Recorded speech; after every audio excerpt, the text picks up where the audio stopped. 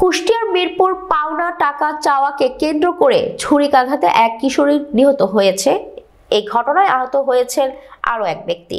রবিবার 12 জানুয়ারি রাত 8টার দিকে কুষ্টিয়ার মিরপুর উপজেলার তালবাড়িয়া ইউনিয়নের পশ্চিম রানাখড়িয়া চাঁদ মার্কেট এলাকায় এই ঘটনা ঘটে।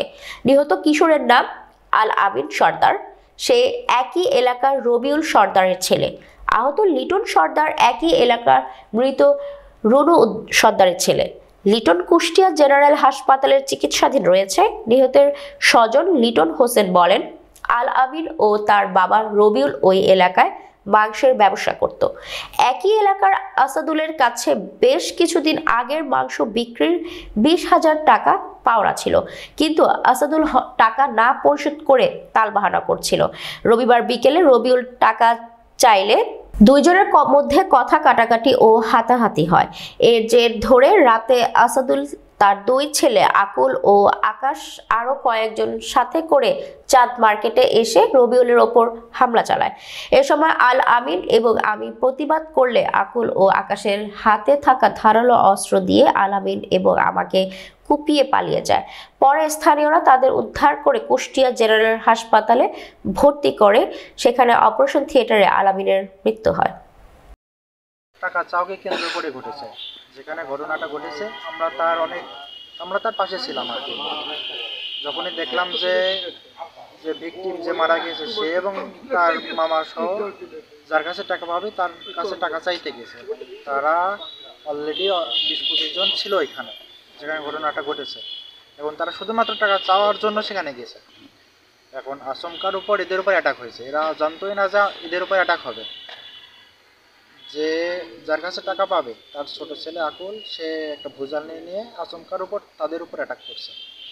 যে মারা গেছে তার পেটের মধ্যে 2বার অ্যাটাক করছে এবং যে আহত হয়েছে তার ঘাটটার এবং অন্যান্য জায়গায় অ্যাটাক করছে। তাৎক্ষণিক আমরা যখন দেখলাম দূর থেকে এরকম ঘটনা ঘটে গেছে, তখন আমরা ছুটে কাছে আসলাম।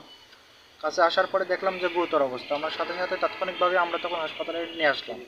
হাসপাতালে নিয়ে আসার পরে অপারেশন থিয়েটারেই একজন মারা গেল এবং আরেকজন গুরুতর আহত হলো।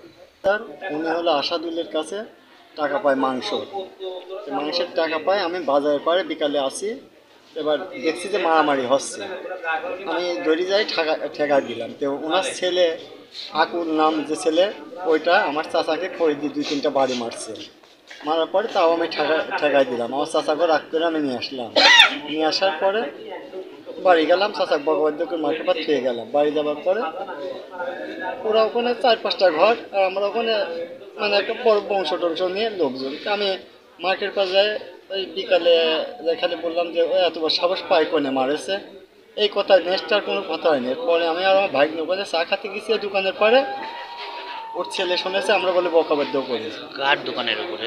রাব্বির দোকানের উপরে গেছি। এবার ওনার ছেলে আকুল শুনেছে যে আমরা নাকি ওনাদের বকাবাদ্য করেছি। আর কোনো বকাবাদ্য করে নাই, চা খাচ্ছি। এবার দেখছে সাইডে আরও 2-4-10টা ছেলে পেলে, অচেনা ছেলে পেলে দেখা যাচ্ছে। এবার ওর ভিতর ওর বড় ছেলে আসলো আকাশ, আর বলছে তোদের কি? আমরা বললাম এখানে চা খাচ্ছি। এবার কোন ছোটো ছেলে আসি ঘাস করে ডাকান আমাকে মার দিয়েছে। ডানার পর মারি, আবার অফ পেটের পর মারেছে। নাম কি ছোট ছেলে? আকুল। আমার ডানার পরে এখানে মারেছে, তারপর পেটের পর মারেছে। পেটেরটা স্লিপ কেটে সাইড হয়ে গিয়েছে। আর ফের যে মারতে গেছে আর আমি যে কাজ হয়ে গেছি, আর ওইটা যে আমার এই ভাগ মিল লেগে গেছে। আপনার সুন্দর পরে যে মারা গেছে তার নাম? ওনার নাম আল আমিন। যে মারা গেছে ওনার নাম আল আমিন, ওনার বাপের নাম রবুল সর্দার। এখন এই বিচার চাই আমরা। আমার ছেলেটা মারা গেছে, আমার হাজবেন্ডকে আমার মারি ফেলেছে, এই আহত করেছে। আমরা এটার বিচার চাই। আমরা এই সুস্থ বিচার চাই। কোনো এজার হয়নি, আসামি অ্যারেস্ট হয়নি। আমরা ফিল্ডে আছি কাজ করতে ভাই, একটু কাজ করি ভাই। জি ধন্যবাদ।